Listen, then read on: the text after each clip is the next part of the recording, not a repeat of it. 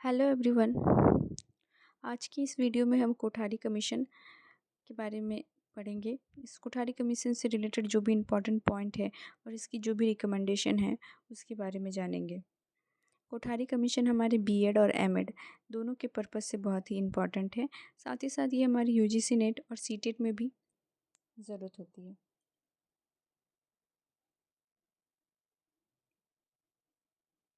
आइए देखते हैं कोठारी कमीशन के कुछ important points. Kothari commission was an ad hoc commission set up by the government of India. Kothari आयोग भारत सरकार द्वारा स्थापित किया गया था। Kothari commission was formed on 14 जुलाई 1964। 14 जुलाई 1964 को कोठारी आयोग का गठन किया गया। On 29 June 1966 Kothari commission was dissolved and 29 जून 1966 को कोठारी आयोग को भंग कर दिया गया। इसलिए हम कोठारी कमीशन को 1964 टू 1966 कहते हैं। 14 जुलाई 1964 को इसका गठन हुआ था और वहीं 29 जून 1966 को इसे भंग कर दिया गया था। और दूसरा इम्पोर्टेंट पॉइंट क्या है कि कोठारी कमीशन भारत सरकार द्वारा गठित किया गया था। It was formed under the chairmanship Daulat Singh Kothari. He was the chairman of University Grant Commission. उस समय यूजीसी के जो अध्यक्ष थे दौलत सिंह कोठारी, उन्हीं के अध्यक्षता में इसे गठित किया गया। इसलिए इसे हम कोठारी कमीशन भी कहते हैं। इसलिए इसे हम कोठारी कमीशन कहते हैं। Kothari commission was the sixth commission in India post independence. Bharat की स्वतंत्रता के बाद यह छठा कमीशन है। But it was the first commission mandated to comprehensively deal with the education sector of India. पर यह पहला ऐसा कमीशन है जो भारत की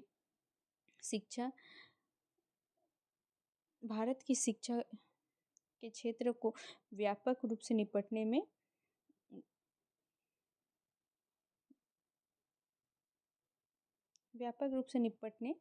सहायक हुई। यानी ये एक पहला स्वतंत्रता के बाद भारत की शिक्षा से व्यापक रूप से निपटने के लिए गठित किया गया यह एक पहला आयोग था। The Kothari commission had a core group of 20 members. ये 20 ग्रुपों का एक कोर समूह था। The commission took a consultation from a panel of 20 overseas consultant. इसमें 20 विदेशी सलाहकारों की मदद ली गई जो यूएसए, यूके, जापान, फ्रांस और स्वीडन देश से बिलोंग करते थे, जो शिक्षा के क्षेत्र के विशेषज्ञ थे। There were 19 working group. इसमें कुल 19 कार्य समूह और टास्क फोर्सेस थे। In a span of 21 month the commission has interviewed 9,000 people who were working as a scholar, educator and scientist.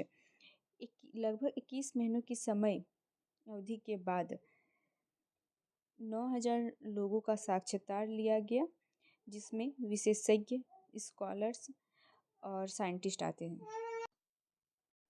In a span of 21 months, the commission has interviewed 9,000 people who were working as scholar, educator and scientist. 9 महीने की समय अवधि व्यतीत करने के बाद 9,000 लोगों का साक्षात्कार लिया गया, जिनमें स्कॉलर्स थे, एजुकेटर्स थे एंड साइंटिस्ट थे।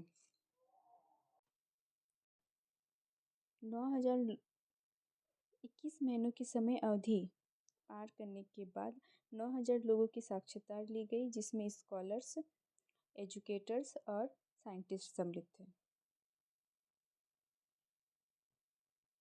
The report was submitted by the Kothari Commission on 29 June 1966 to M.C. Chagla, the then Minister of Education.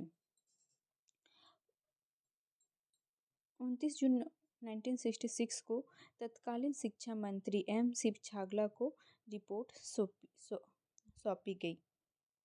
जो कोठारी आयोग थी वो 29 जून 1966 को तत्कालीन शिक्षा मंत्री M.C. छागला को रिपोर्ट सौंपी गई। ये कोठारी कमीशन से रिलेटेड कुछ इम्पॉर्टेंट पॉइंट्स थे। अब आइए हम इसके इम्पॉर्टेंट रिकमेंडेशन को देखते हैं। सिफारिशें। कोठारी आयोग में टोटल 23 सिफारिशें हैं।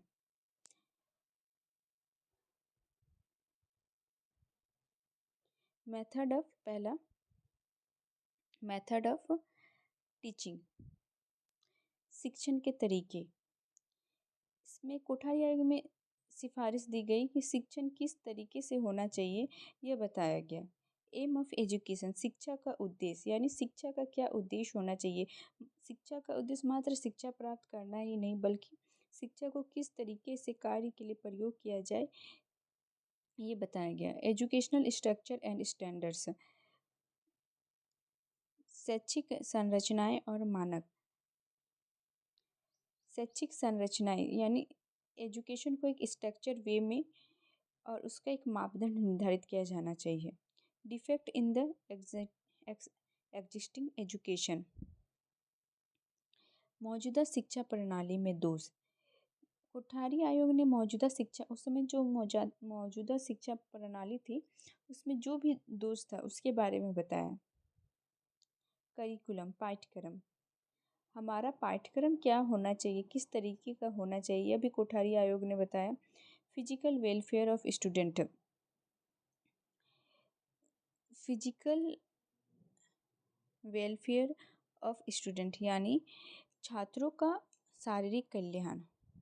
वे कौन से पाठ्यक्रम शामिल किए जाए जिससे कि छात्रों का फिजिकल एक्टिविटी हो सके। एजुकेशन ऑफ वुमेन, महिला शिक्षा पर जोर दिया गया कोठारी कमीशन में। गाइडेंस एंड काउंसलिंग, मार्गदर्शन और परामर्श। मार्गदर्शन और परामर्श के जरिए किस तरीके से एजुकेशन सेक्टर में सुधार लाया जाए जिससे समाज को एक नई दिशा में लेके जाया जा सके। Problem of supervision and inspections, पर्यवेक्षण एवं निरीक्षण की समस्याएं। इसमें कोठारी आयोग में इसकी भी सिफारिश की गई कि किस तरीके से पर्यवेक्षण और निरीक्षण की जाए। 3 लैंग्वेज फार्मूला, कोठारी आयोग ने 3 लैंग्वेज फार्मूला के बारे में सिफारिश की, जिसमें हमारे हिंदी, इंग्लिश जो हमारे कंपलसरी लैंग्वेज है उसके साथ साथ हमारी एक क्षेत्रीय भाषा को सम्मिलित करने की बात कही गई। डिस्टेंस एजुकेशन, दूरस्थ शिक्षा के लिए भी सिफारिश कोठारी आयोग में किया गया। घर में रहकर भी किस तरीके से दूरस्थ शिक्षा प्राप्त की जाए इसके बारे में कोठारी आयोग में सिफारिश की गई। सिलेक्टिव एजुकेशन, चयनात्मक प्रवेश, सिलेक्टिव एडमिशन, चयनात्मक प्रवेश मतलब कि हमें जिस विषय में रुचि है उसी में अपने कैरियर को आगे की तरफ लेके जाना। वोकेशनल एजुकेशन, व्यावसायिक शिक्षा को अधिक मॉडिफाई करने की बात कही गई। Education on moral and religion, नैतिकता और धर्म पर शिक्षा के लिए भी कोठारी आयोग में सिफारिश किया गया। यूनिवर्सिटी ऑटोनॉमी, विश्वविद्यालय की जो स्वायत्तता थी उसे किस तरीके से समाप्त की जाए इसकी भी सिफारिश कोठारी आयोग में किया गया। टीचर एजुकेशन,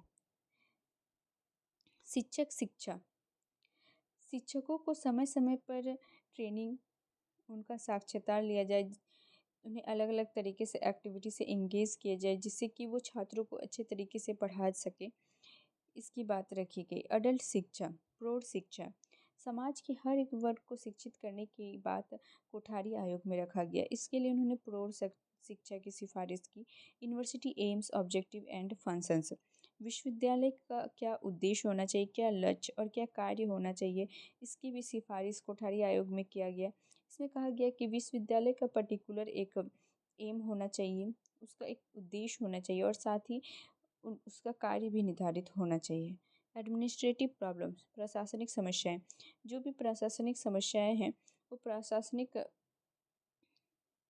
पद में कार्यरत लोगों के द्वारा ही सॉल्व किया जाए, उसके लिए शिक्षकों को अथवा प्रोफेसरों को इंगेज ना किया जाए। इसकी भी सिफारिश कोठारी आयोग में किया गया। वर्क एक्सपीरियंस, कार्य अनुभव। हायर एजुकेशन एनरोलमेंट, उच्च शिक्षा नामांकन, उच्च शिक्षा में नामांकन की सिफारिश की गई। इवैल्यूएशन, मूल्यांकन। और लास्ट में आता है इवैल्यूएशन, दैट मीन्स सम कार्यों को करने के बाद एक रिजल्ट के लिए मूल्यांकन होना अत्यंत जरूरी है। इसकी भी सिफारिश कोठारी आयोग में किया गया। आज के इस वीडियो में हमने देखा कि कोठारी आयोग का गठन कब हुआ, उसे भंग कब किया गया, उसमें कितने राष्ट्र सम्मिलित थे, कितने विशेषज्ञों से सलाह ली गई, ये हमने देखा। साथ ही साथ इसके जो चेयरमैन कौन थे और इसे कोठारी आयोग को किसे सौंपा गया, इन सारे इम्पॉर्टेंट पॉइंट को देखें। साथ ही साथ इसके रिकमेंडेशन के बारे में हमने पढ़ा। टोटल इसके 23 रिकमेंडेशन थी। सबके बारे में थोड़ा थोड़ा हमने आइडिया लिया। अगर आज का ये वीडियो आप लोगों को अच्छा लगा हो तो मेरे चैनल को लाइक कीजिए, शेयर कीजिए। अगर आज का ये वीडियो आप लोगों को अच्छा लगा हो तो मेरे चैनल को सब्सक्राइब कीजिए, लाइक कीजिए और ज़्यादा से ज़्यादा लोगों को शेयर कीजिए। और इसी तरह दूसरे कमीशन के बारे में जानने के लिए मुझे आप कमेंट कर सकते हैं। Thank you everyone.